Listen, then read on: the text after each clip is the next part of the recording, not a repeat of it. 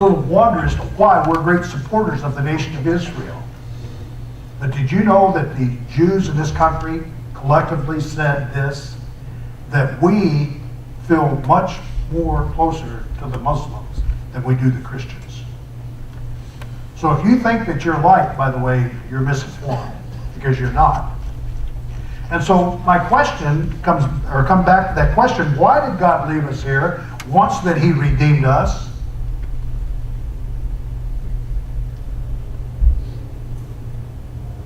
Maybe by experiencing the earth. He says, I just want you to stay there and get a little bit more experience. And that way, you see all of the corruption and all of the sin and everything of the earth, and the more that you have of that, then the more that you'll appreciate heaven. Nah, that's not the reason why he left us here.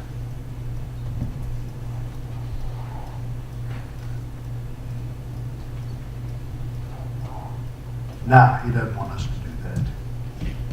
Maybe our place in heaven hasn't been built yet. Maybe it's not constructed. Maybe the angels are up there trying to hammer out our mansions for us. And so we've got to wait here on earth until those mansions are completed. Is that good theology? No. That's ridiculous theology. That's not even theology.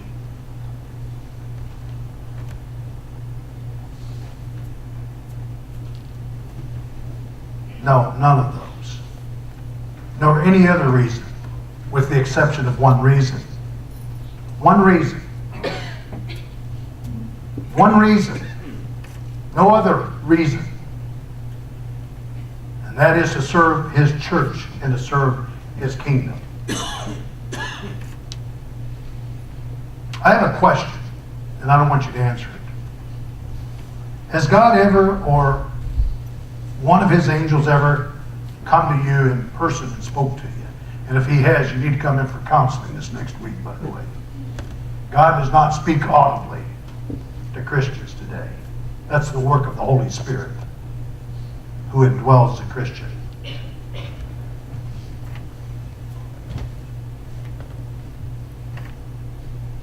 Or when you were hungry, did an angel or God from heaven come down and hand you food? Or to come to you when you're ministering, or when you're hurting to minister to you? Has he ever done that? These people that say they've seen Jesus, my question is that how do they know it's Jesus? What's he look like? He died 2,000 years ago. We don't know what he looked like. They didn't have photographs then. We don't have any pictures or any sculptures of him. So we don't know what he looks like. Or come to encourage you when you're down, or to pray for you when life seems hopeless. Has God ever done that? Has he ever come to you and said, here, I'm God of heaven, and I want you to know I'm here to minister to you. I've come here in person, or I've sent my angel.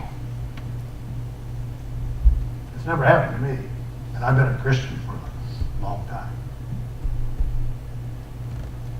Did he do this personally, or did he send one of his saints? Let me read something to you here.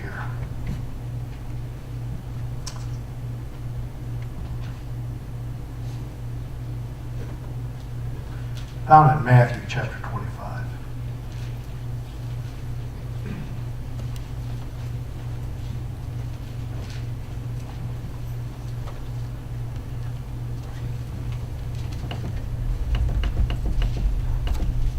This was Jesus talking to his apostles. He said this. He said, for I was hungry, and you gave me food. Who gave him? His people, Christians, his church. I was thirsty, and you gave me drink. I was a stranger, and you took me in. I was naked, and you clothed me. I was sick, and you visited me. I was in prison, and you came to me. Then the question will answer, or then the righteous will answer him, saying, Lord, when did we see you hungry and feed you, or thirsty and give you drink? When did we see you a stranger and take you in, or naked and clothe you? Or when did we see you sick or in prison and come to you? This is Christ himself, the very God of heaven, asking that question. When did we feed you? When did we clothe you? When did we come to you in prison? When did we minister to you? When did we do that, Lord? The king answered and said to them, assuredly I say to you, inasmuch as you did it to one of the least of these, my brethren, you did it to me. You see, Romans chapter 10 says that we're the hands and feet and the voice of God here on this earth. We're the hands and the feet. In fact, Paul wrote there, how beautiful are the feet of those who come bringing glad tidings. That's you. That's me. That's the church. And so my question is why are you waiting to get involved? God left you here to serve him, to feed the hungry, the ones that are sick.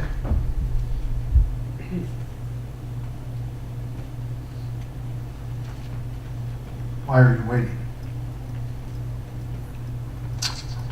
So, in closing, some of you are waiting salvation. I don't know why. Does it really make sense? Some of you are waiting baptism. Does that make sense? And some of you are waiting serving. In fact, some of you will never serve. Some of you will never serve.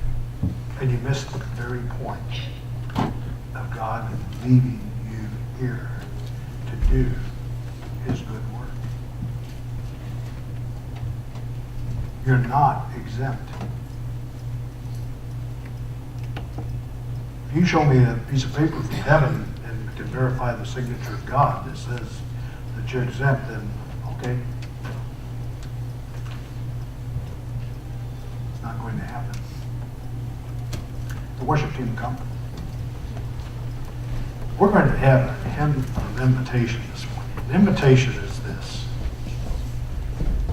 is that whatever your need is, whether you need salvation, whether you need to be baptized, to be obedient to the Lord, or whether you need to come up and say, Pastor Bob, I want to get involved. Whatever it is. Don't pay attention to anybody else, but this is between you and the Lord. And maybe the preacher. So don't worry about that. Would you stand, please?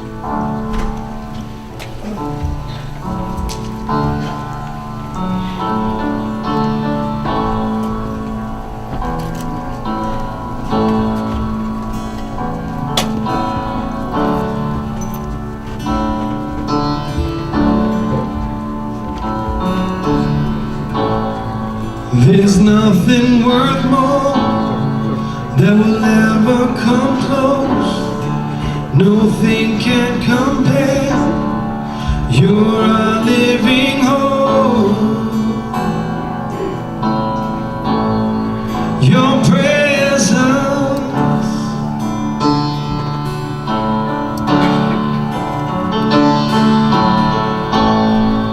I've tasted and seen of the sweetest of loves, where my heart becomes free and my shame is undone.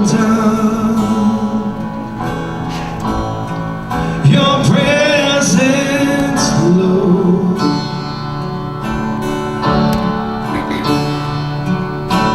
oh,